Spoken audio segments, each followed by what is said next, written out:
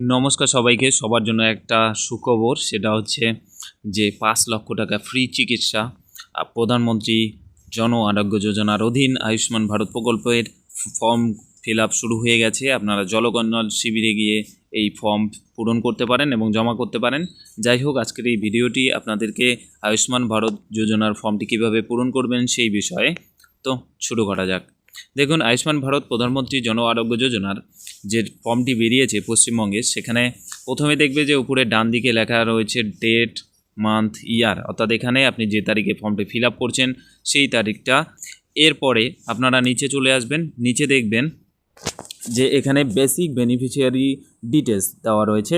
সেখানে আপনারা আধার card number বসিয়ে দেবেন এবং যিনি অ্যাপ্লিক্যান্ট অর্থাৎ যিনি আবেদন করছেন তার নাম অ্যাপ্লিক্যান্ট নেমের এখানে বসিয়ে দেবেন এবং সাথে বসিয়ে দেবেন রেশন কার্ড নাম্বার। ঠিক আছে, এরপর আপনারা নিচের দিকে স্ক্রল করে চলে আসবেন, নিচের দিকে দেখবেন যে আপনাদের রেশন কার্ডের ক্যাটাগরি দেওয়া আছে।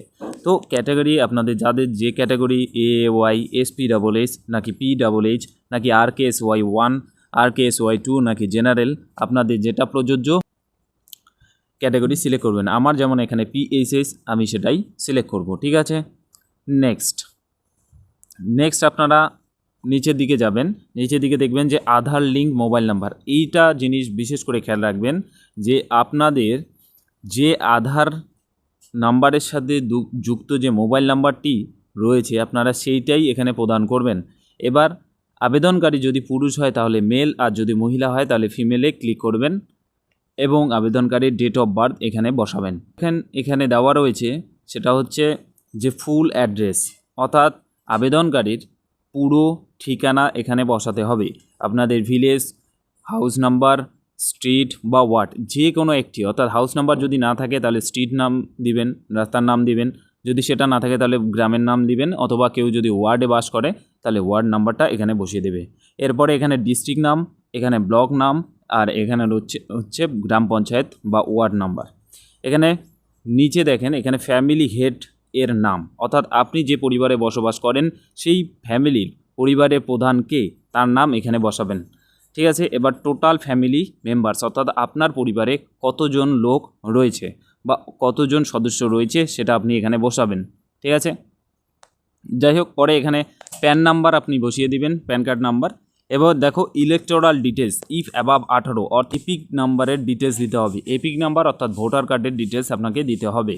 এসি নাম্বার অর্থাৎ এটা অ্যাসেম্বলি কনস্টিটিউয়েন্সি নাম্বার, অর্থাৎ আপনি কোন ব্লকের আন্ডারে এবং সেই ব্লকের অ্যাসেম্বলি নাম্বারটা কত সেটা এখানে বসাবেন এবং এখানে দিবেন পার্ট নাম্বার।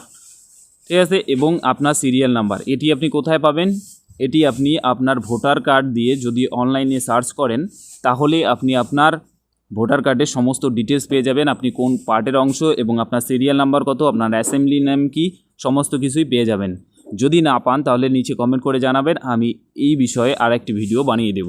ঠিক আছে, তো যাই হোক, পরে নিচে যাওয়া যাক। এখানে আপনারা আপনাদের স্বাস্থ্যসাথী নাম্বার বসাবেন।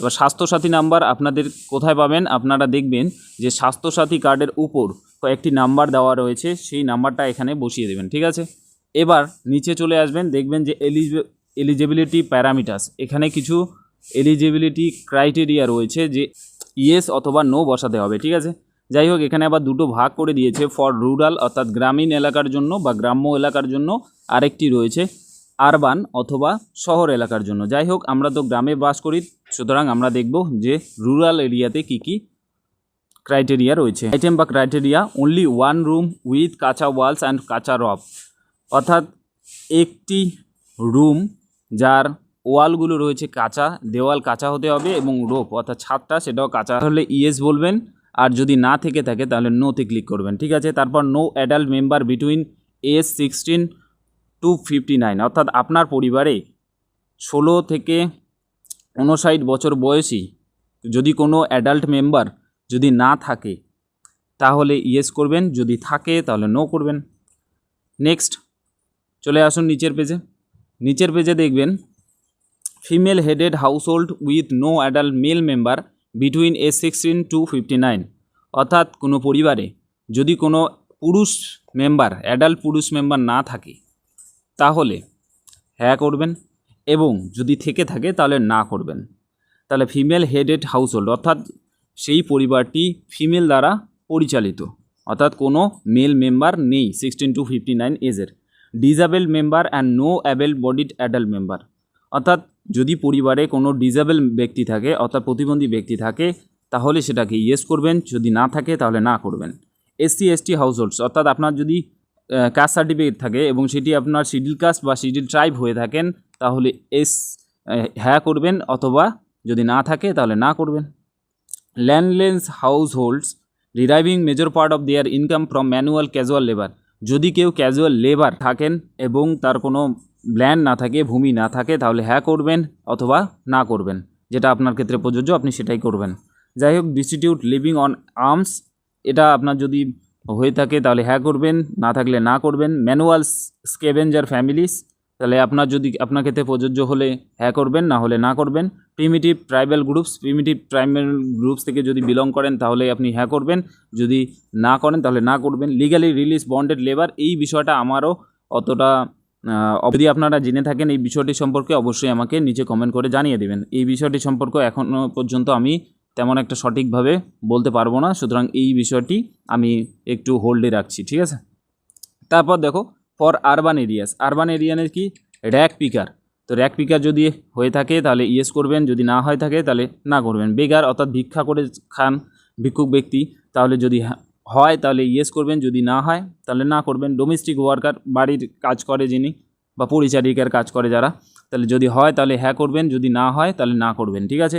তারপর street vendor, কবলার, hawker, other services provider working on street, রাস্তায় কাজ করা এমন কিছু পেশার সাথে যুক্ত যদি হয়ে থাকেন তাহলে হ্যাঁ করবেন, যদি না হয়ে থাকেন তাহলে না করবেন। কনস্ট্রাকশন ওয়ার্কার, অর্থাৎ বিল্ডিংয়ের কাজ করেন বা plumber, mason, labour, painter, welder, security guard, coolie, এগুলোর সঙ্গে যদি আপনি জড়িত হন বা কাজ করেন তাহলে হ্যাঁ করবেন, যদি না জড়িত হন তাহলে না করবেন। সুইপার ওয়ার্কার বা মালি যদি হয়ে থাকেন তাহলে হ্যাঁ করবেন, যদি না হয়ে থাকেন তাহলে না করবেন। Home based worker, artisan, handcrafts worker, tailor আপনারা যদি করে থাকেন তাহলে হ্যাঁ করবেন, নতুবা না করবেন। Transport worker, driver, conductor, helper যদি হয়ে থাকেন তাহলে হ্যাঁ করবেন, নতুবা না করবেন। তারপরে সব ওয়ার্কার, অ্যাসিস্ট্যান্ট, পিওনের যদি কোনো কাজ করে থাকেন বা হেল্পার হিসেবে কাজ করে থাকেন বা ডেলিভারি অ্যাসিস্ট্যান্ট হিসেবে কাজ করে থাকেন তাহলে অবশ্যই হ্যাঁ করবেন, নতুবা না করবেন। Electrician, mechanic, assembler, repair worker যদি আপনারা হয়ে থাকেন তাহলে হ্যাঁ করবেন, নতুবা নো করবেন, ঠিক আছে। ওয়াশারম্যান, চৌকিদারের যদি হয়ে থাকে তাহলে ইয়েস, আর যদি না হয়ে থাকেন তাহলে আপনার ক্ষেত্রে যদি প্রযোজ্য না হয় তাহলে চৌকিদারের ক্ষেত্রে নো করবেন, ঠিক আছে। এবার অ্যাডিশনাল ইনফরমেশন, সেটা কি এজ, আপনার বয়স কি 70 বছরের ঊর্ধ্বে, যদি হ্যাঁ হয় অবশ্যই হ্যাঁ করবেন, যদি না হয় তাহলে না করবেন। একটা জিনিস খেয়াল রাখবেন, যদি 70 বছরের ঊর্ধ্বে কোনো ব্যক্তি হয় তাহলে তার জন্য আরেকটি নতুন ফর্ম এখানে অ্যাড করা রয়েছে, সেই ফর্মটা ফিল আপ করতে হবে, ঠিক আছে। None of the family members আর আশা AWWH, অর্থাৎ আপনার পরিবারের কেউ আশা বা AWA বা AWH এদের সঙ্গে যুক্ত কি না সেটা যদি হয়ে থাকে তাহলে হ্যাঁ, যদি না হয়ে থাকে তাহলে না করবেন, ঠিক আছে। এক্সক্লুশন ক্রাইটেরিয়া চেক, অর্থাৎ ফ্যামিলি ইনকাম 8 লাখ টাকার বেশি কি না, যদি বেশি হয় তাহলে হ্যাঁ করবেন, যদি না হয় তাহলে না করবেন। Any member of family paying income tax, আপনাদের পরিবারে কেউ কি ইনকাম ট্যাক্স পে করেন, যদি হ্যাঁ হয় তাহলে হ্যাঁ করবেন, না হলে না। ফাউন্ড ইজ SSDD লিস্ট, হ্যাঁ, না হলে না। Pending under SIR applicant tribunal, যদি ট্রাইব্যুনালে আপনাদের নাম থেকে থাকে তাহলে হ্যাঁ করবেন, যদি না থেকে থাকে তাহলে না করবেন। পেন্ডিং CA অ্যাপ্লিকেশন, আপনি কি CA অ্যাপ্লিকেশন করেছেন, যদি হ্যাঁ তাহলে হ্যাঁ, না হলে না। Beneficiary name deleted from Annapurna Yojana beneficiary list, আপনার নাম কি অন্নপূর্ণা যোজনা বেনিফিশিয়ারি লিস্ট থেকে ডিলিট হয়ে গেছে, যদি হ্যাঁ হয় তাহলে হ্যাঁ করবেন, নতুবা না করবেন, ঠিক আছে। তারপর নিচে দেখুন এখানে টিক বক্সের মধ্যে ক্লিক করবেন, এই যে declaration and consent beneficiary. I hereby declare that above information is true to the best of my knowledge, and I have provided all the supporting documents where applicable and have not missed any criteria as mentioned above. I understand that my social protection benefits will be stopped if any information provided by me turns out to be false, অর্থাৎ এখানে বলতে চেয়েছে যে আমি যে সমস্ত তথ্যগুলো এখানে প্রদান করছি সেই সমস্ত কিছু আমার জ্ঞানবশত মানে জ্ঞানগতভাবে সঠিক, এবং যদি দেখা যায় যে কোনো কারণে আমি কোনো ভুল তথ্য প্রোভাইড করেছি তাহলে আমার এই যে বেনিফিট সেটা বন্ধ হতে পারে বা করে দিতে পারে সরকার, ঠিক আছে। তারপর এখানে আপনারা আপনাদের সিগনেচার বসিয়ে দেবেন।